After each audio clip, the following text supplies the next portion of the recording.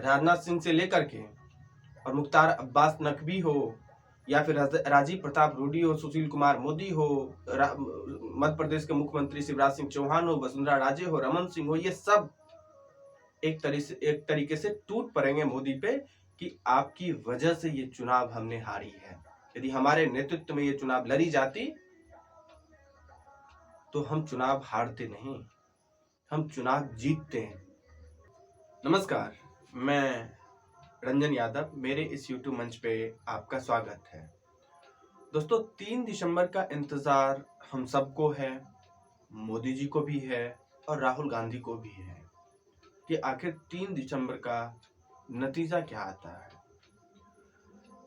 क्योंकि जो opinion poll था और जो एग्जिट पोल आ रहा है उसके हिसाब से 5-1 से बीजेपी हार रही है।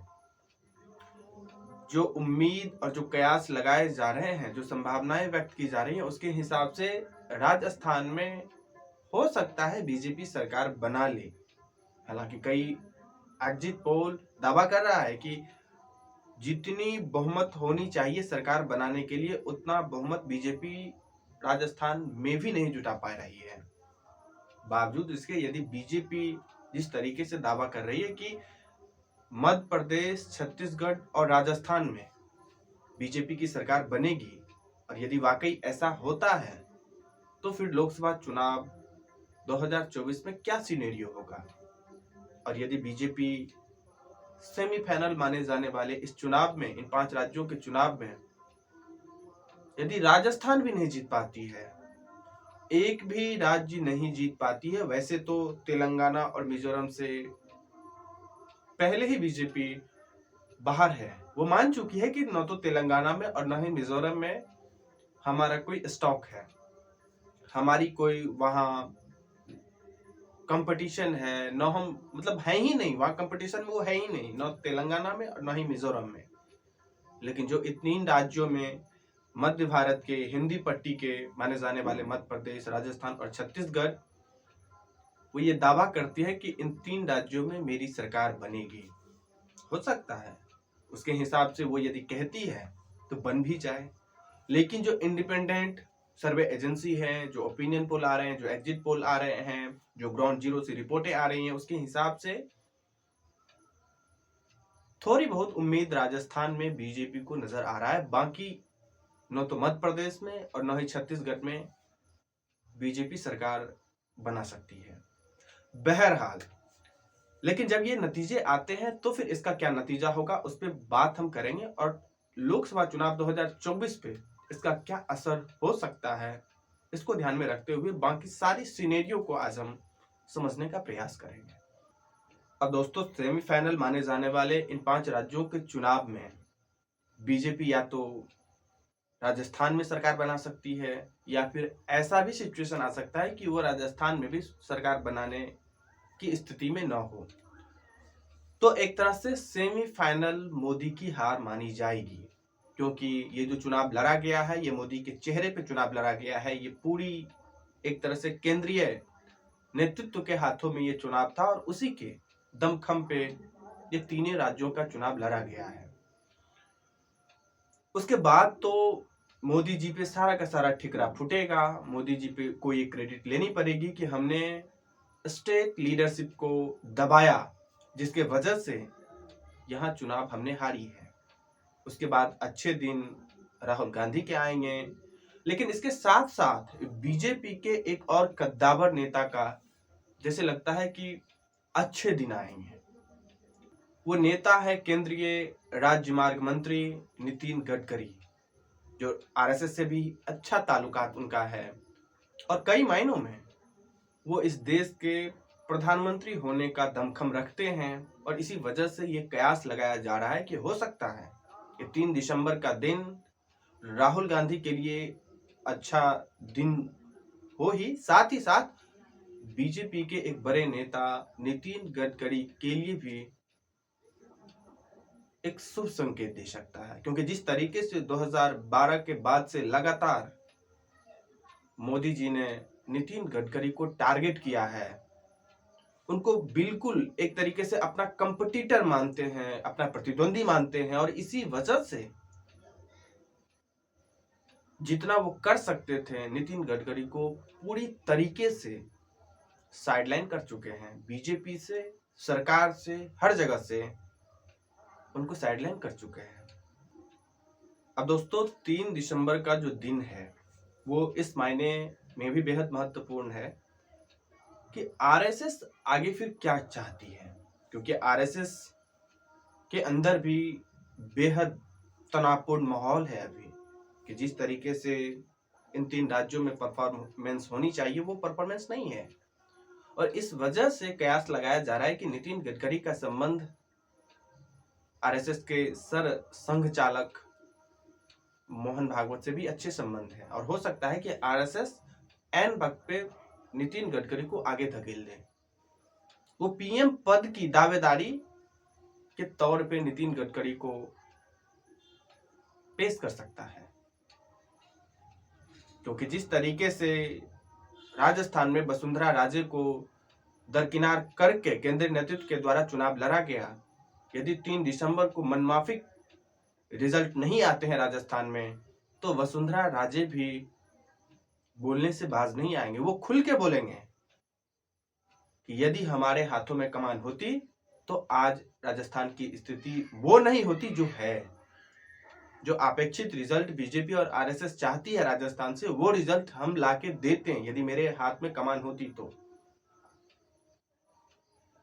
वही मध्य प्रदेश में भी वहां नैन सिंह तोमर हो, वो भी बोलने से बाज नहीं आएंगे, क्योंकि वो खुल के बोलेंगे कि आपने हमें धकेल के विधानसभा चुनाव में चुनाव लड़ने के लिए विवश किया।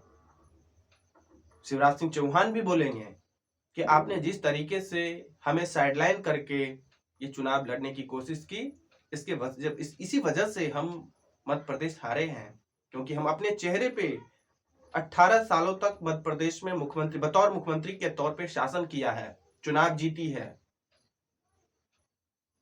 और आज केंद्रीय नेतृत्व के दम पे, चेहरे पे चुनाव लड़ी गई, आज हम हार गए।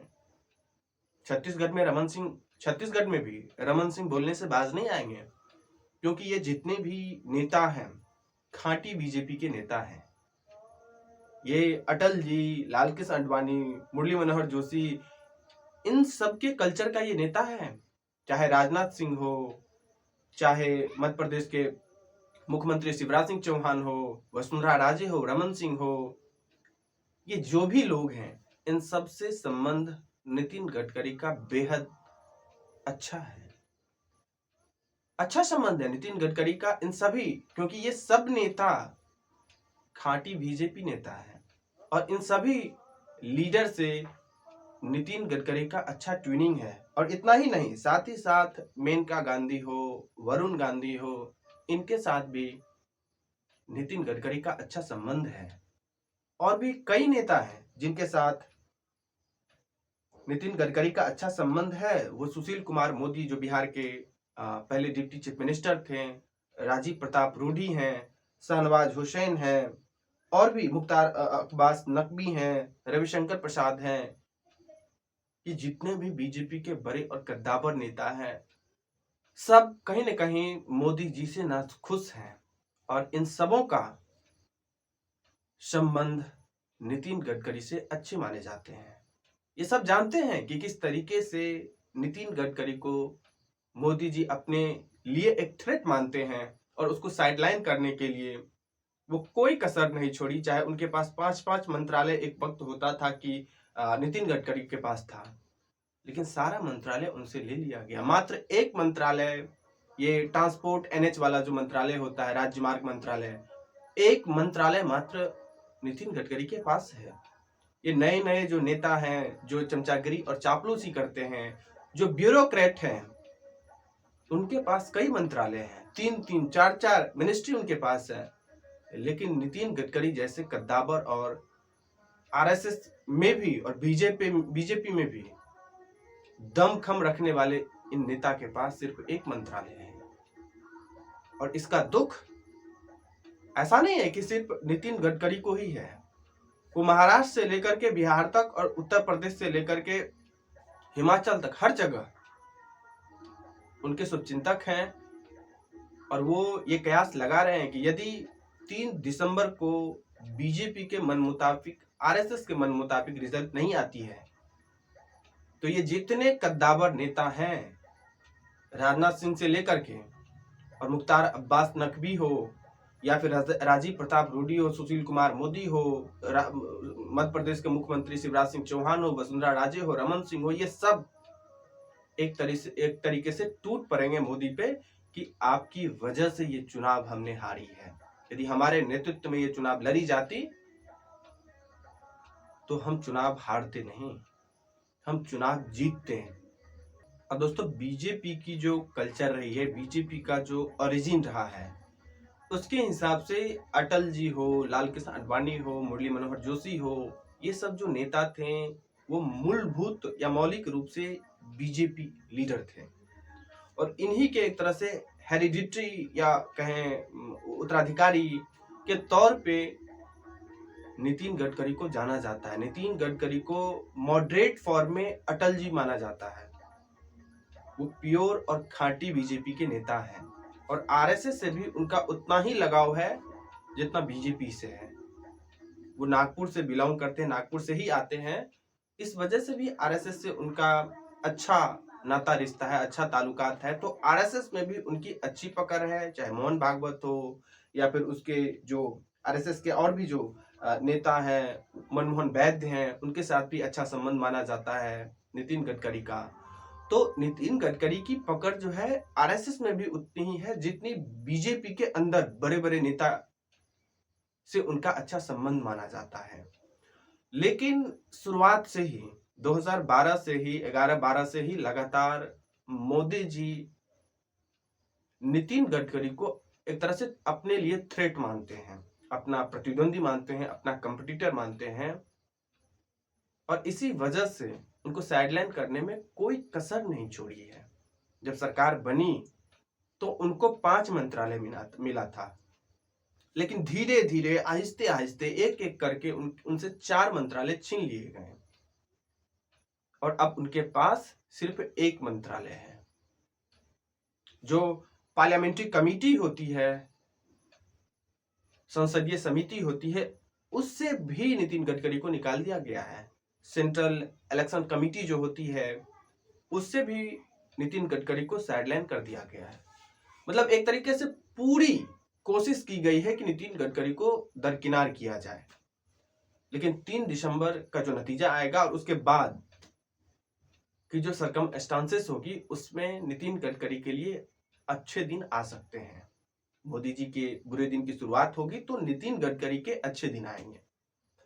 अब दोस्तों, अभी के जो हालात हैं उसके हिसाब से जो आरएसएस इंटरनल असेसमेंट कर रहा है, बीजेपी को जो फीडबैक मिल रही है, उसके हिसाब से लोकसभा चुनाव 2024 में बीजेपी को पूर्ण बहुमत नहीं मिलने जा रही है। 272 का जो मेजोरिटी आंकड़ा है वो बीजेपी नहीं छुपा रही है। और इसी पे आज हम बात करेंगे, संभावनाओं को टटोलेंगे कि आखिर यदि बहुमत का आंकड़ा बीजेपी नहीं छुपाएगी तो फिर मोदी जी के लिए, नितिन गडकरी के लिए या और भी जो बीजेपी या आरएसएस के बड़े और दिग्गज नेता हैं, उनकी क्या रणनीति हो सकती है। दरअसल बीजेपी की जो फीडबैक है उसके हिसाब से लोकसभा चुनाव में 220 से लेकर के 230 के करीब करीब उनको सीट मिलेगी, बीजेपी को सीट मिलेगी। और यही वजह है कि बीजेपी या आरएसएस आज बेचैन है, उसके अंदर खलबली है कि आखिर बहुमत का आंकड़ा कैसे छुएंगे हम। सरकार में आनी है किसी भी तरीके से, एट एनी कॉस्ट बीजेपी सरकार में आना चाहती है, पर वो होगा कैसे। और इसी होने की जो संभावना है, इसी संभावना में नितिन गडकरी का भविष्य छुपा हुआ है। इसी संभावना में नितिन गडकरी के अच्छे दिन की संभावनाएं लगाई जा रही है, क्योंकि यदि 220 से 30 के करीब में बीजेपी सीटें लाती हैं तो उसे जब समर्थन लेने की जरूरत पड़ेगी बाकी और भी जो विपक्षी दल हैं उससे, तो क्या मोदी जी को कोई समर्थन देगा?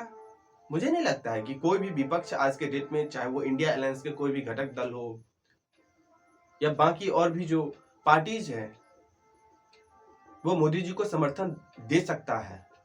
तो किसे दे सकता है, ये भी एक प्रश्न है।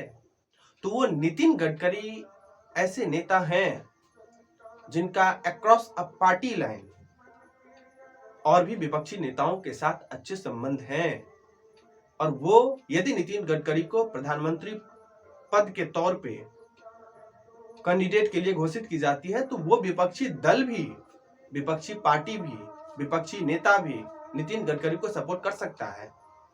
चाहे वो ममता बनर्जी हो, ममता बनर्जी और नितिन गडकरी के बीच कितने करीबी संबंध है भाई और बहन का, ये सब जानता है।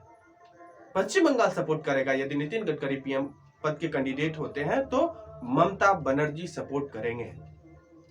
नितिन गडकरी यदि प्रधानमंत्री पद का कैंडिडेट होते हैं तो नवीन पटनायक सपोर्ट करेंगे, नीतीश कुमार सपोर्ट करेंगे, लालू यादव सपोर्ट करेंगे, तेजस्वी यादव सपोर्ट करेंगे, और इतना ही नहीं, वो केसीआर भी सपोर्ट करेंगे, स्टालिन भी सपोर्ट करेंगे।